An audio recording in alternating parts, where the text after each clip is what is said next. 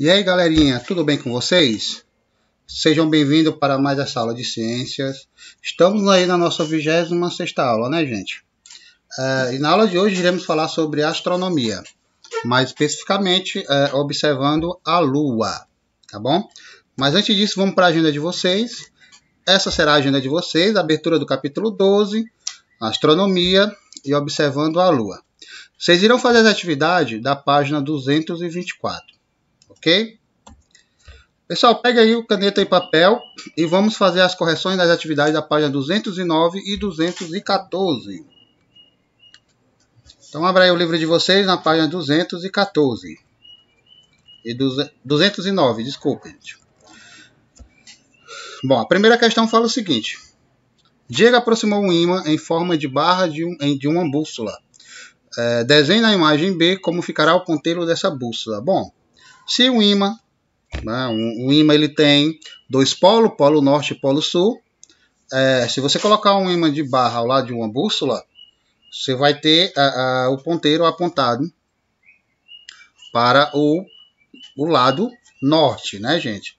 Nesse caso aqui, você vai colocar o ponteiro aqui, ó, do lado norte para o lado sul, que é quando você aproxima o ímã, né? Que aí o ímã ele vai interferir diretamente na posição dessa bússola, ok? Então faça aí a conexão aí desse ponteiro, coloque ele apontando para o sul. Segunda questão.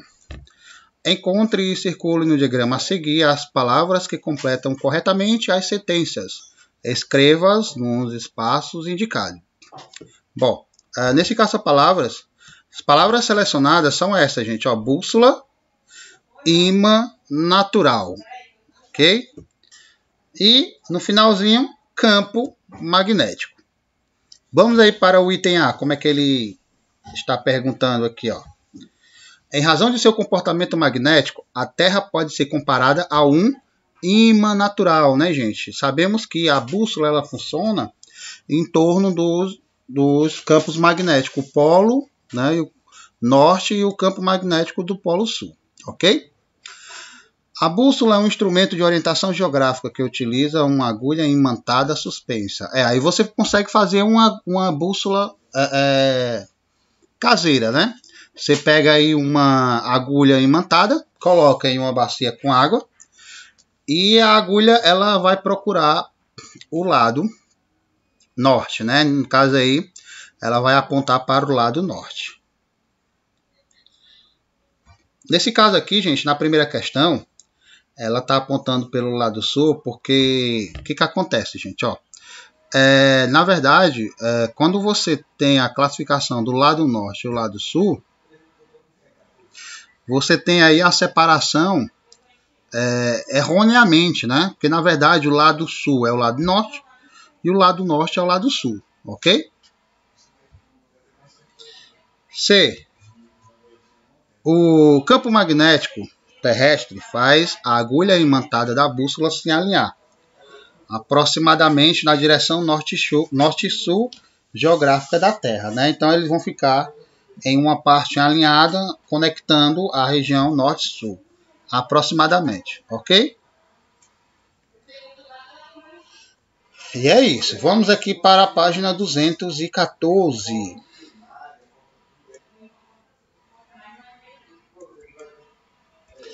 Júlio montou um eletroímã com um fio condutor enrolado em um prego. Com um circuito fechado, ela colocou uma bolinha de ferro próximo à ponta do prego A. E depois aproximou a cabeça do prego B, do jeito que você consegue observar aqui, ó. Ok? Assinale a alternativa que apresenta informações corretas sobre a atividade realizada por Júlia. A bolinha é atraída pela ponta e repelida pela cabeça do prego? Não, errada. Ela é atraída pelas duas pontas, tá, gente? A bolinha é repelida pela ponta e atraída pela cabeça do prego? Também é errada.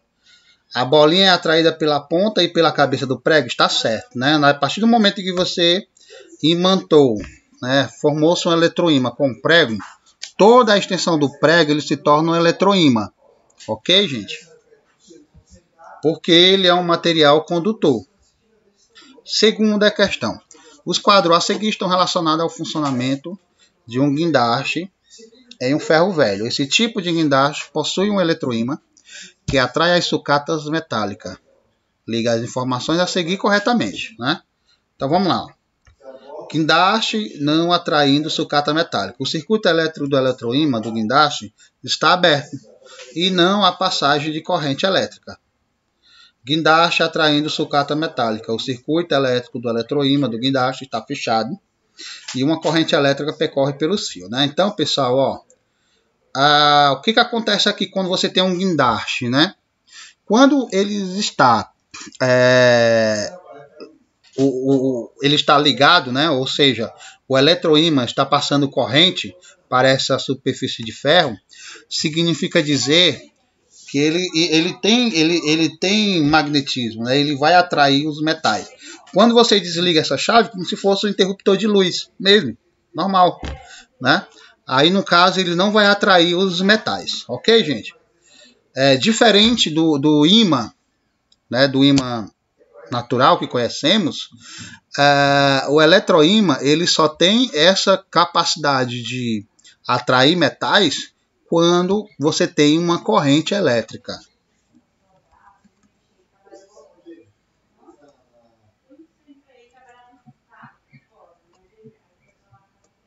Vamos aí, gente, ó.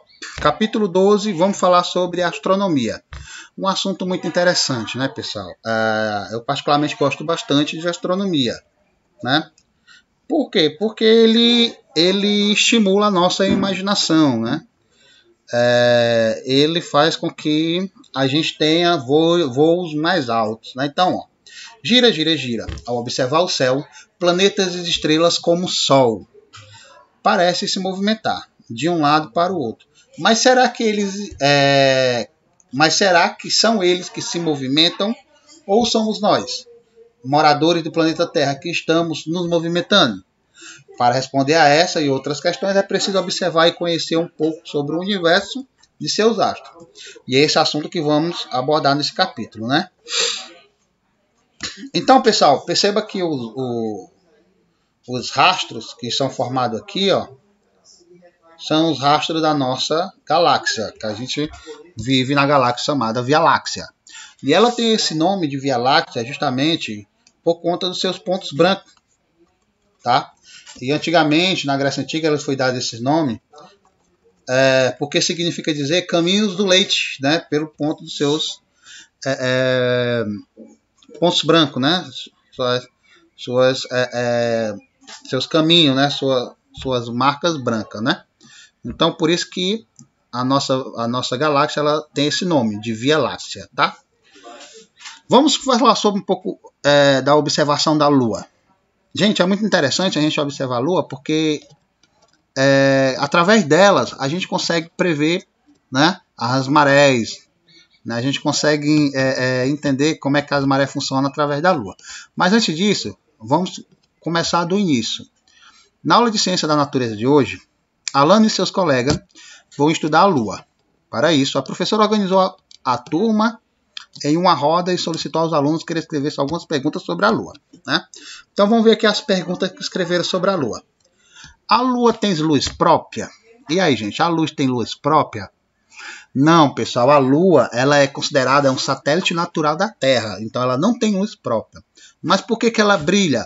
Ela brilha porque ela é iluminada pelo Sol, ok? Da superfície da Terra, conseguimos enxergar toda a superfície da Lua? Não, gente.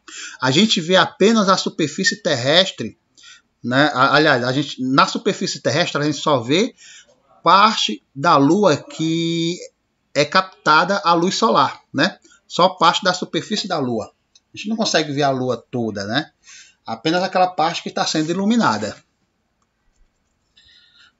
A Lua se movimenta? E aí, gente, o que é que você acha? Que a Lua se movimenta ou não? Pessoal, sim. A Lua, ela se movimenta sim. Ela tem dois tipos de movimento. A primeira, ela tem um movimento de rotação, né? Em que ela faz um giro em torno de si mesma. E lembrando, pessoal, que esse movimento que ela faz de rotação, né? Esse eixo a gente chama de eixo imaginário. E ela também tem um movimento chamado de translação, que ela faz o movimento ao redor da Terra, né? Então ela gira em torno de si mesma através de um eixo imaginário e com isso ela vai girando também ao redor da Terra. Por que a Lua aparece no céu com diferentes formatos? É uma pergunta bem interessante, gente. Porque ao longo de seu movimento em torno da Terra, diferentes porções da face iluminada da Lua fica visível da superfície terrestre. Ok? Então, dependendo do local que você estiver na Terra, você vai ver algumas partes da Lua, né? Você não consegue ver toda, tá bom?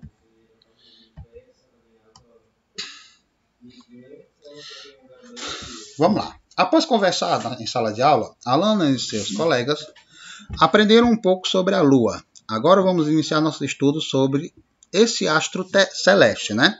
Astro celeste, pessoal, são todos os corpos que estão fora da Terra, né? Como o Sol, outras estrelas, a Lua, meteoros, meteoritos, enfim. Todos esses elementos a gente chama de astro celeste. Como eu disse, pessoal, a Lua ela é o satélite natural da Terra e é iluminada pelo Sol. Ela realiza dois tipos de movimento simultâneo, né, ao mesmo tempo, que é o de rotação, que ocorre em torno do seu próprio eixo, e o de translação, que é realizado em torno da Terra. É interessante que para ela dar uma volta em torno da Terra, a Lua, pessoal, ela demora em torno de 97 dias. É isso mesmo. E esse movimento, né, e essa volta, a gente chama isso de ciclo lunar, tá? Essa volta em torno da Terra, né, uma volta completa que às vezes são 27 dias, às vezes são 29, 28, né, depende do mês, né? Porque tem meses que são 28 dias, tem meses que são 30 dias, tem meses que são 31 dias, tem mês que é 29 dias, né? Então, dependendo do mês, né? Aí você vai contar esses dias aí. Então, a Lua, ela dá em torno de 27, 28, 29 até 30 dias, tá? Um ciclo lunar. Durante esse ciclo, gente, diferentes porções da face da Lua são iluminadas. A gente consegue ver da superfície da Terra determinadas porções da face da Lua, né? E 4 momentos ou 4 fases do ciclo lunar recebem nomes específicos, tá? Que é o chamado Lua Nova, quarto crescente, Lua cheia e quarto minguante. A gente vai ver cada uma delas, Na Lua Nova, pessoal, a face iluminada da Lua, ela não pode ser vista na superfície terrestre, né? Então, são naqueles dias mais escuros, que a gente não consegue ver a Lua, né? Então, a gente diz que é o ciclo lunar chamado de Lua Nova. No quarto crescente, é possível a gente ver metade da Lua, né? Apenas a sua metade esquerda da Lua, que a gente observa na superfície terrestre, quando ela está alinhada igualzinho com a Terra, como você percebe aqui, como você consegue perceber. Já na Lua cheia, toda a face iluminada da Lua pode ser vista na superfície terrestre. É quando a gente tem aquelas noites mais claras, né, gente, que é as noites de Lua cheia. E no quarto minguante, né, a gente pode ver metade da face da Lua iluminada, quando a gente observa daqui da Terra, tá bom, gente? Então essas são as 4 fases da Lua que tem esse nome. As mudanças no formato aparente da Lua, elas podem ser organizadas em períodos crescentes e em período decrescente, também chamado período minguante. Então vejam abaixo aqui, gente, Lua cheia, né? Então esse período aqui a gente chama de período minguante. Quando você consegue ver metade dela, ela está no quarto minguante, né? Esse processo aqui de transação, né, de transformação da Lua, a gente chama isso de período minguante. Quando está totalmente escura, chamamos de Lua Nova. E a partir do período de Lua Nova, a gente vai para o período crescente, tá? Quando você vê metade da Lua, a gente diz que é o quarto crescente, ok? E aí, quando a Lua ela fica cheia de novo, chamamos de Lua cheia. Ao longo do ciclo lunar, pessoal, o formato aparente da face iluminada da Lua, ela varia quando observamos da superfície da Terra. Então, para verificar essa mudança na prática, Alana e seus colegas realizaram uma atividade de observação da Lua no céu, né, no céu noturno. Então, foi o que eles fizeram. Eles registraram diariamente o formato aparente da face iluminada da Lua durante, assim, aproximadamente 2 meses. Então, vamos ver aqui, ó, nos meses de junho, né, de 2020, desse ano, tá? Então, eles começaram dia 1º, na segunda-feira, e a Lua tinha esse formato aqui, a parte iluminada, tá, gente? Tinha esse formato aqui, ó. E foi indo. Na sexta-feira tivemos lua cheia. E aí, continuou no sábado, no domingo. E na quarta, a gente já começou o processo, como é o nome desse processo aqui, desse período? Período crescente, ó. Olha só, ó, vendo, ó? A parte vai ficando iluminada aqui, ó, da esquerda para a direita, né? Quando a parte vai ficando iluminada, da esquerda para a direita, a gente fala de período crescente, ó. Ah, não, desculpa, gente. Esse período é o período minguante, né? Ó. Não. Minguante, tá, gente? Ó. Que vem clareando aqui, ó. Da esquerda para... minguante. Desculpa, gente. Período minguante, tá? Então, ó. Quarto minguante. E vai indo, ó. Vai indo, ó. Acabou o período minguante, temos lua nova. E aí, ó, vai clareando de novo, ó. Vai clareando de novo. Essa parte escurinha, pessoal, significa dizer que é a parte iluminada da lua, tá certo? Quando você tem metade da lua, a gente diz que é quarto crescente, tá? Depois do quarto crescente, a gente tem um período crescente. E aqui o mês de julho, outro mês, né, observado aí. Pessoal, em quais dias a Alana e seus colegas observaram a Lua? Eles começaram a observar do dia 21/6, a Lua nova, tá? Começaram a observar do dia 21/6 e foi até o dia 20/7, né? E quantos dias se passaram entre a ocorrência das duas luas? Aproximadamente, né? Passaram-se aí 29 dias, tá, gente? Então, após a atividade, a Alana e seus colegas perceberam que cada formato aparente da face iluminada da Lua se repete a um intervalo de tempo de aproximadamente 29 dias, tá bom? E agora sim, pessoal, a Lua e as marés, né? A Lua, pessoal, ela exerce uma força sobre a Terra chamada atração gravitacional. Então, a atuação dessa força está relacionada ao sobe e desce das águas dos mares e oceanos, que é o fenômeno conhecido como marés, tá, gente? Então, o que acontece? Ó? Da mesma forma como a Terra, né, o planeta Terra, tem gravidade, a Lua ela também tem gravidade, né? Então, o que acontece? O que mantém a água dos mares ali no seu cantinho no oceano são a gravidade.